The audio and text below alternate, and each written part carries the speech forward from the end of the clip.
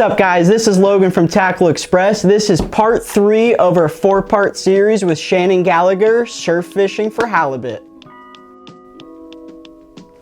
All right, so if you've fished halibut on the beach in Southern California, you've absolutely heard about Lucky Crafts, right? That's kind of become synonymous with surf fishing. They're a great lure. Like, in fact, if you talk about any minnow type lure, which we've got quite a few here, if you call it a Lucky Craft to a surf angler, they'll know exactly what you're talking about. These things are 110 millimeters. They come in 7,400,038 colors, and they work pretty well. The reason they work pretty well is they don't dive too deep. I want to reiterate that point. The reason they work well is because they don't dive too deep, right? A lot of people, when they think about jerkbaits and jerkbait presentation or minnow lures, they're thinking, God, I got to get down to the fish. Is my lure getting down to the fish? No, I don't want a jerkbait that gets down to the fish. I want a jerkbait or minnow lure that gets the fish up to the minnow lure. Because the reason this is effective is because I can fish it in 3 feet of water. It's because I can fish it in 4 feet of water or 5 feet of water, right? Because on the beach, a lot of my halibut, especially when there's not a lot of wave action, they're going to be in 1 to 4 feet of water. And if my lure is digging dirt, I'm just not getting bit, right?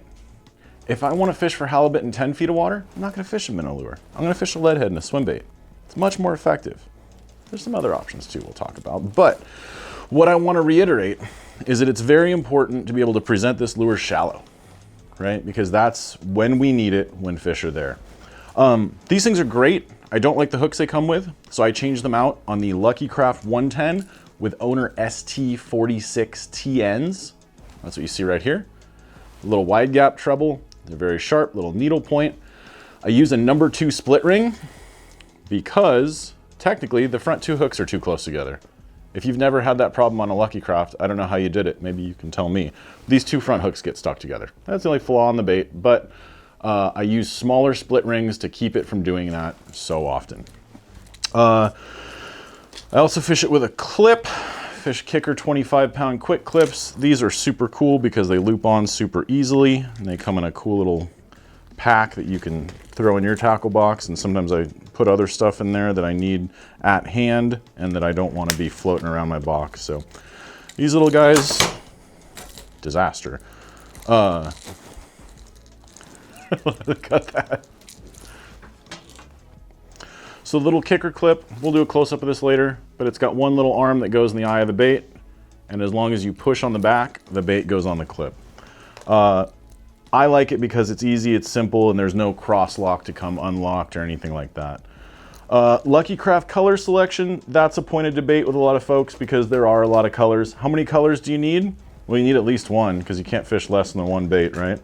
I'll usually start with something white. White with a pink belly is a really good choice. Pink is a classic color for halibut, and especially for surf halibut. It's more popular in Japan. And I think something that's worth talking about as soon as we get through the color selection is how a lot of our hard baits have their roots in Japanese flounder fishing. Like, remember when we were talking about how people were just blown away that we have the biggest halibut? Well, they have really good tackle for it. This kind of blue sardine color is a really great choice in the overcast. So are any of these kind of black and silvers. I would recommend, instead of being like me and having this many different colors, maybe try some different plugs. Talk to your tackle store and they'll point you in the right direction. But being able to cover different depths with some maybe a sinking plug.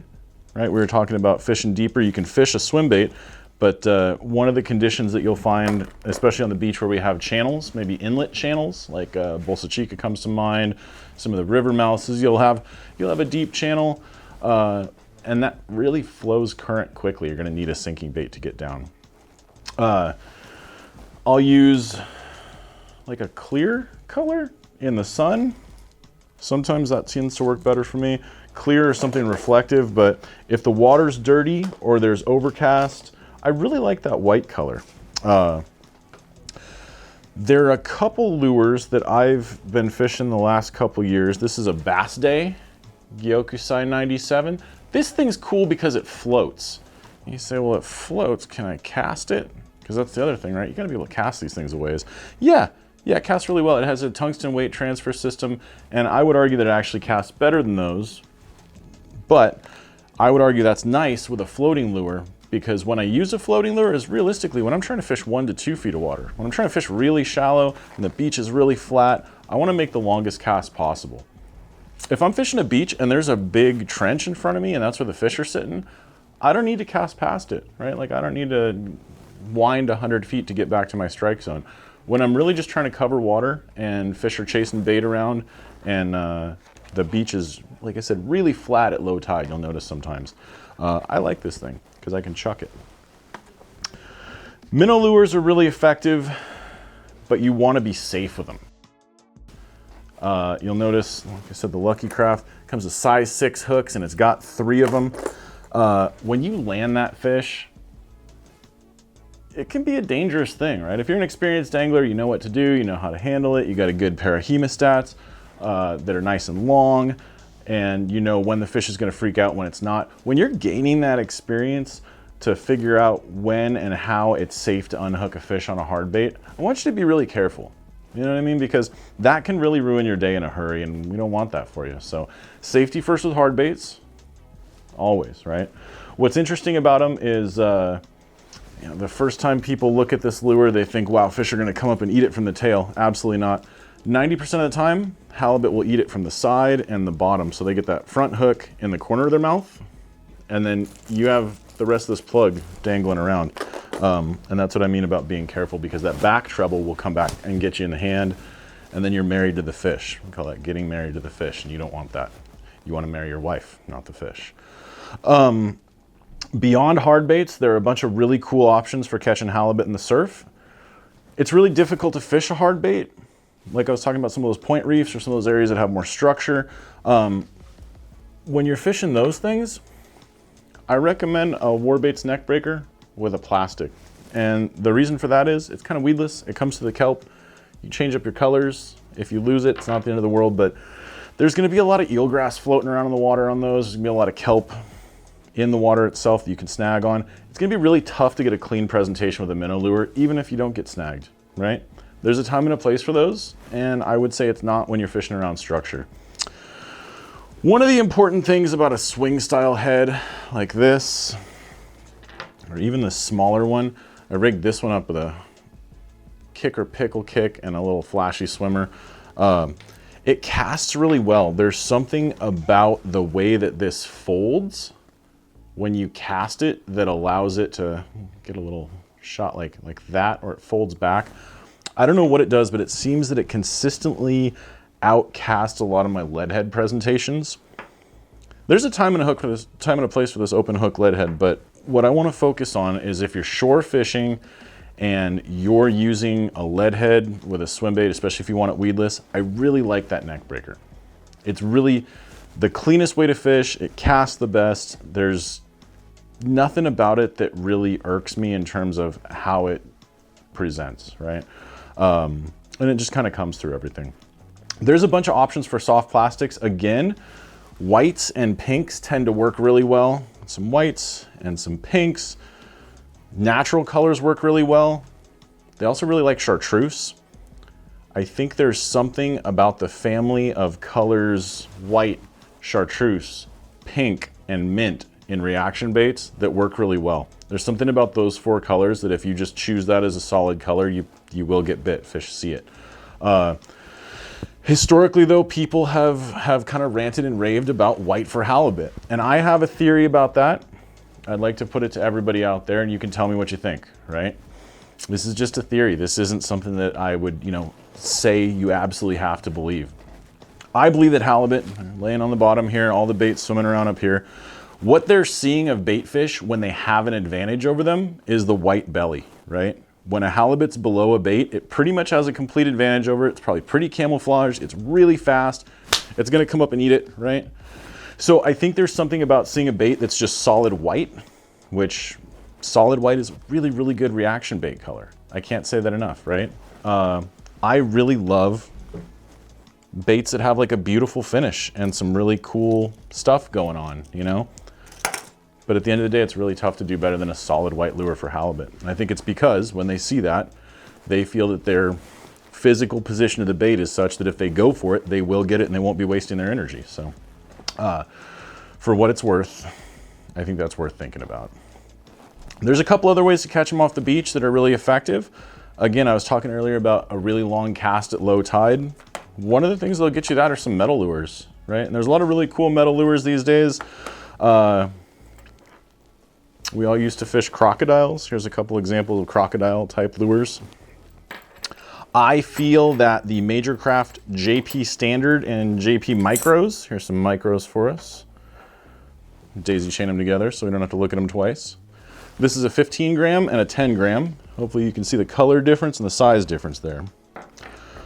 Those are really cool because as you wind them, they come up. So if you're fishing them in shallow water, they don't tend to want to hunt the bottom. Their action is something like this, like a flip-flop, like a traditional spoon. These JP Standards are way different. They don't do the flip-flop on a slow wind.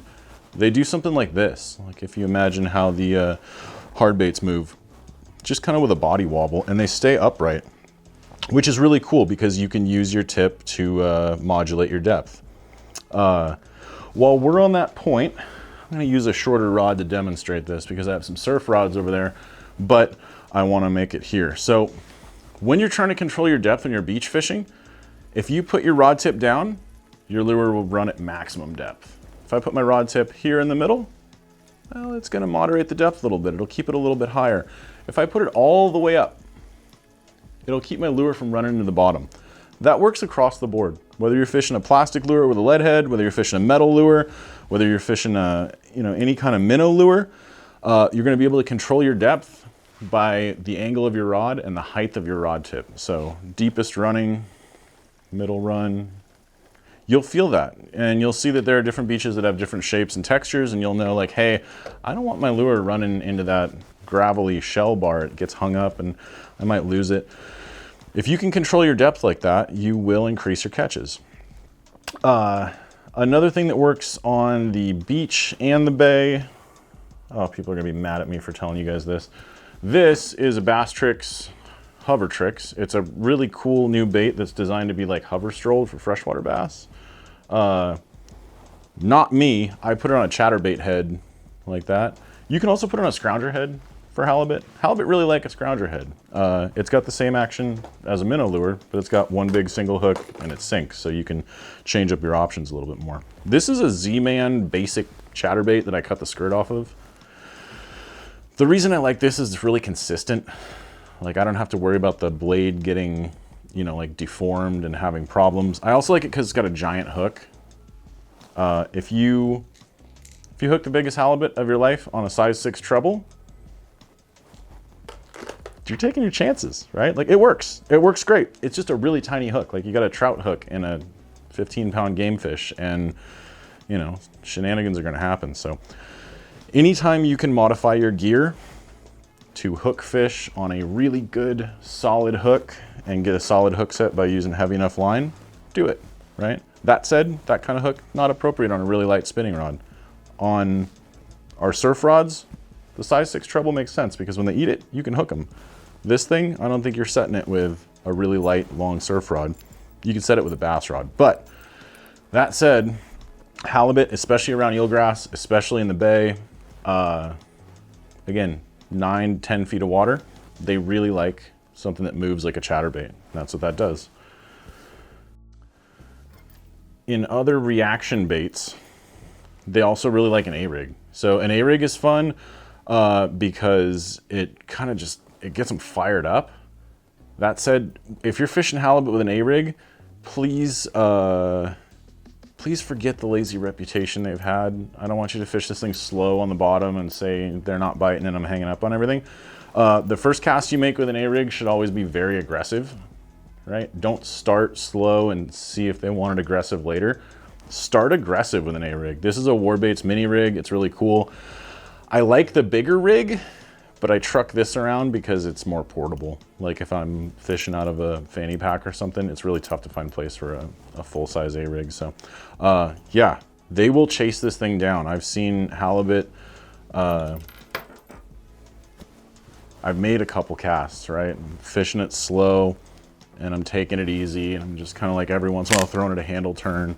No, they wanted it like that, and they were missing it. Like the water was really glassed off, and I cast my A-rig and I was burning it and pausing it. Every time I'd pause it, I'd see a deep roll behind it, like a surface disturbance, and they were big, deep rolls. And finally on the fourth bite, like I hooked the fish, and it was big.